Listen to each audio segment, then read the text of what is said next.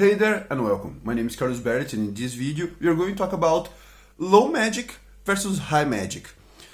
And sometimes it's also called low fantasy and high fantasy because it relates not only about magic, the pure magic, but also how magic interacts with the world. So which creatures and species walk among you, and actually how common magic users are, how powerful magic are, how powerful the magic items and how common they are, and also it impacts a lot your world building in the kind of way that if you have gods walking among humanity and creatures, it impacts a lot your religious belief, because it's very difficult to not believe in gods and religion once you have they actually walking among you.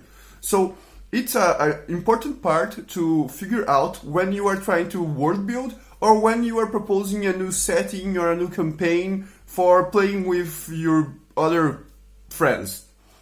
And one other thing is that we differentiate between also hard and soft magic systems, but I will just let it here because hard magic systems are systems usually implied in games because they are quite well defined and we know exactly how they work, and soft magic systems are very broad in what you can do with magic. So it's important to make a distinction that not all low magic systems or high magic systems are hard magic systems or soft magic systems. They can mix and match. So it's important to think about it when you are creating your setting.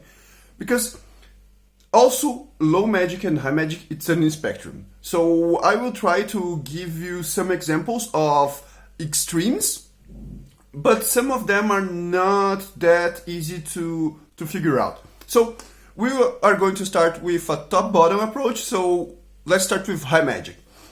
In high magic, the extreme is that magic is everywhere.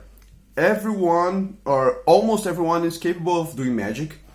Magic items are extremely common. You have that common Christmas tree effect where you have one magic item for each slot that you have. It's similar to World of Warcraft where you have magic everywhere. Also, I would say Avatar, The Last Airbender, it's a little bit in the middle or bottom of high magic, but Korra is already high magic all the way because everyone can band in a way. If we are going to classical settings in Dungeons and Dragons, for example, you have Eberron. That Eberron is a world with where magic is everywhere and magic is used as a substitute for technology. Even sometimes I would say that Constantine can be a little bit, but more from his point of view, because we people outside, we do not see this magic, although magic is everywhere, so it impacts the life of everyone. So it's also important to say that, as I said, that it's an spectrum. You have like some things that are in the bottom and some things that are much higher. Like Witcher, I would also say that it's a kind of high magic because you have monsters and everything roaming everywhere. You have sorcerers in almost every big city and so on. So it's in the bottom of high magic, but still, in my personal opinion, it is high magic. And we might be aware that then it will change how society sees everything. Because if we are going to really, really high magic, they will use this kind of thing to every mundane thing imaginable. Like you will have druids in next to every crops. You will have magical healers in everywhere. So it changes a lot in how we see the society and how the society will behave. Because if everyone has magic items, it's expected that the challenges will get tougher. And also, if you have healers in every part, you will expect that the society will also see mundane bruises and so on as something easily fixable. It also will change how juries and politics works, because if you can manipulate with some kind of zone of truth, or if you can kind of scry everyone, it will change a lot in how people will have to behave. So keep that in mind. In the other part, we have low magic, and low magic is where magic is rare. Sometimes you have high magic systems where magic is not that common, but it's very, very powerful. But in low magic, it's usually rare, and it's usually not that powerful. You cannot do so reality bending, I would say. So it will also probably impact that you will have less fantastical creatures and species, and it will also impact that when you perform a magic act and a lot of people see it, it will depend a lot if they will be either scared or if they will revolt and try to just take you out there in the spot. So it will change how people perceive magic in a way that what they think about magic users as well. And almost every magic item will need to have a story. They will need to have a justification for that. And sometimes they are not even that powerful.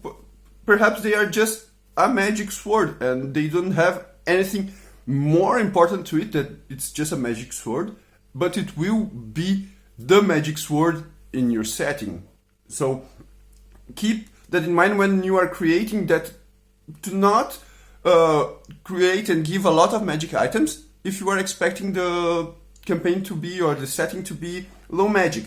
Some examples, I would say that Lord of the Rings and the whole Middle-earth is low magic. The Song of Ice and Fire, even in some way, Full Metal Alchemist is low magic, because you have just some people that can perform the kind of magic that you have there, and then and the other part are all performed by technology and science. So it's a kind of hard magic system, but in a low magic scenario or setting. So, and the classic one is Conan. Conan is also kind of low magic because magic is rare. You have just some sorcerers and some kind of stuff, but you don't have that many fantastical creatures and all of that. But I will also point out that when you are making low magic systems, usually it's important to think from where the magic came from. Since it's not something that is very common, it's one of the ways of thinking that magic came from old time, an ancient time, and now we kind of lost this kind of magic. This is really something that I like to approach when I'm using a low magic setting, that we are talking about how magic was created. In The Witcher, that is, magic came from the conjunction of the spheres, and then you have magic, and magic came out a bit everywhere. When we are talking about Middle-earth, it came from another world, and it was ancient, and they now lost most of magic. So it's important to think, when we are thinking about high magic and low magic, how magic arrived there, and then from how it could impact and how we either perfected it, like in Eberron, they perfected it, they use it as technology, they have the artificer, they use magic to solve everyday issues, transportation, food, and so on. And in low, or if we started with some very high magic and we lost some of these ideas or experiences, and or even the magic is going out, like in Dark Sun, we need to use life to create magic. So once we start finishing with all life around Earth, how are we going to perform magic? This is something that is important, and as you said, find your cup of tea. It's a spectrum. You will probably have some preferences. There is no right or wrong preference. And I hope that now with these ideas and this concise explanation in some way, you know what low magic and high magic are, and then you can make a better informed decision to in your session 0 or when proposing a game with your other friends. So this is the video. If you like the video, like the video, share, subscribe. You know how internet works. This is a very brief introduction. I will probably try to approach these ideas in another one as well, and I will link it here. And until the next one, see ya!